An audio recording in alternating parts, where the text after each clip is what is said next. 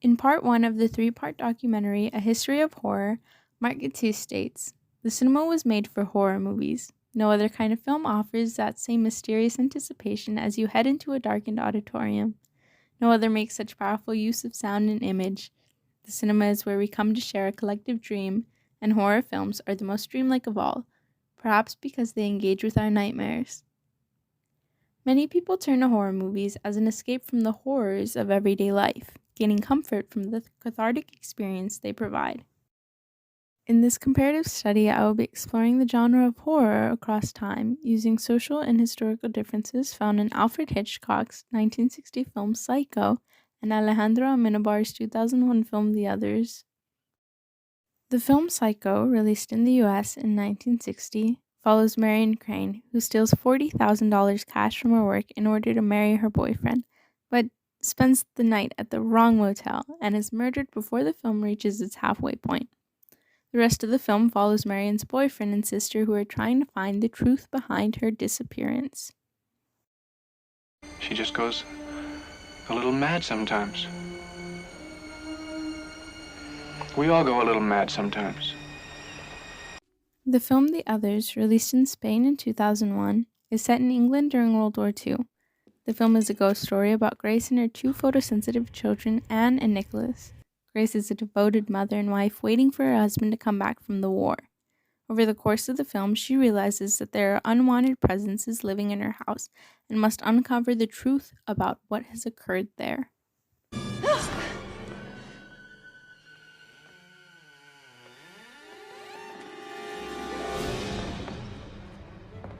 Where did they go?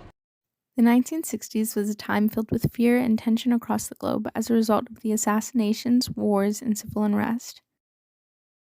The early 2000s, up until the release of The Others, saw much less of this, as the issues were less prominent in the everyday lives of the audience.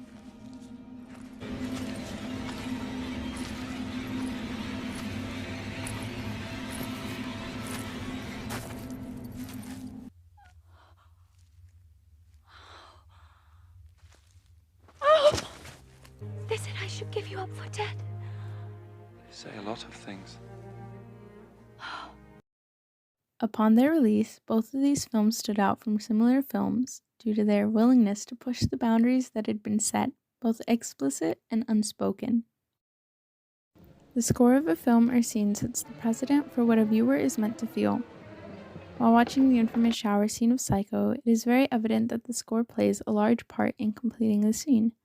As Marion begins her shower, the only sound present is diegetic. In fact, it isn't until Marion realizes someone is in the room that the score starts, as Marion is oblivious to the shadow looming behind the shower curtain, though the viewer is not. The score that accompanies her death induces fear and discomfort in the viewer, as the music is very loud and unusual.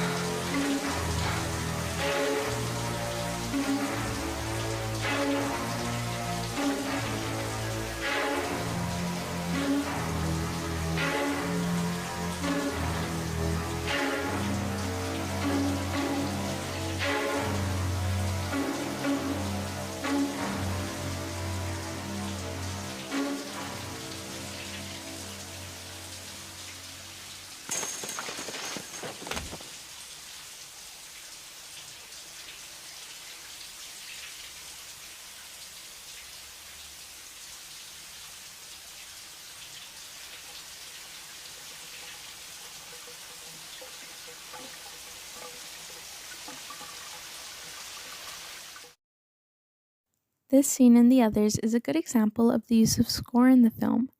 Here, Grace is seen walking into the room where Anne is playing, only to notice that something is off about Anne. As she makes this discovery, non-diegetic music begins playing very softly. The score raises volume as Anne comes fully into view of the camera, letting the viewer see what is wrong for themselves.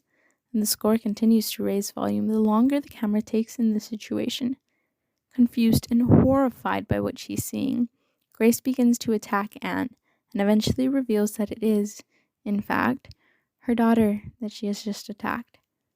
The music reflects the terror of this situation until Anne rushes to get away from her mother. Tell you about sitting on the floor. But it's clean. It makes no difference. Why can't you ever do as you're told?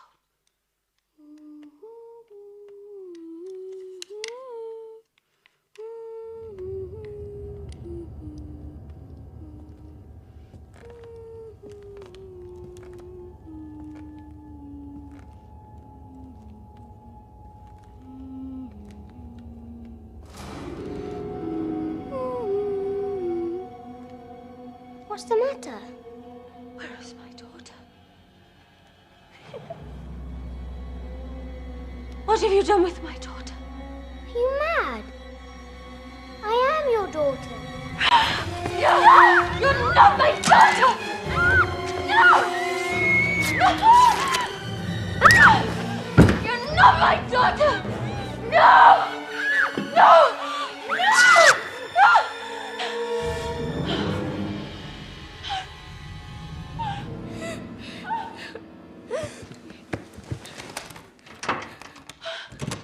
Mom, I heard shots. She wants to kill me. She won't stop until she kills us. She won't stop. She won't stop until she kills us. Come with me. Come with me. In Psycho, violence is shown on the screen during murder scenes throughout the film, although no weapon penetration is ever visible. The deaths of Marion and Private Investigator Arbogast, as well as the attempted murder of Marion's sister, Sam, were incredibly violent scenes that audiences were unfamiliar with. This caused discomfort and a sense of fear that modern audiences are more accustomed to, as films of all genres are much more willing to show violent actions nowadays. According to The Village Voice, audiences responded as though trapped on a roller coaster through the spook house, with a convulsive mixture of screams and laughter. People bolted for the doors and fainted in their seats. The mayhem caused one New York theater to call the cops and others to call for censorship. For a few weeks, Psycho upstaged the presidential campaign. Audiences were not prepared to see some of the things depicted in the film, which caused reactions to vary widely. The most important act of violence in The Others is the murder-suicide committed by Grace. Though a devoted mother, the solitude and hopelessness she dealt with was enough to pressure her into doing the unthinkable, murdering her 2 children. Upon realizing what she had done, it was the guilt from this action that pushed her to suicide. This act of violence, though important, is only ever talked about rather than depicted on screen. This adds to the suspense and shock, as the viewer isn't made aware of the situation until the end of the film. Though that act of violence was not depicted, there was another act that is shown, when Grace is seen violently choking and shaking her daughter due to what initially appears to be a hallucination. In conclusion, both Psycho and The Others represent great milestones in the genre of horror, as Psycho represents a broken America, and The Others represents the Western world during a period of excitement and technological advancement. See, and they'll know, and they'll say, why, she wouldn't even harm a fly.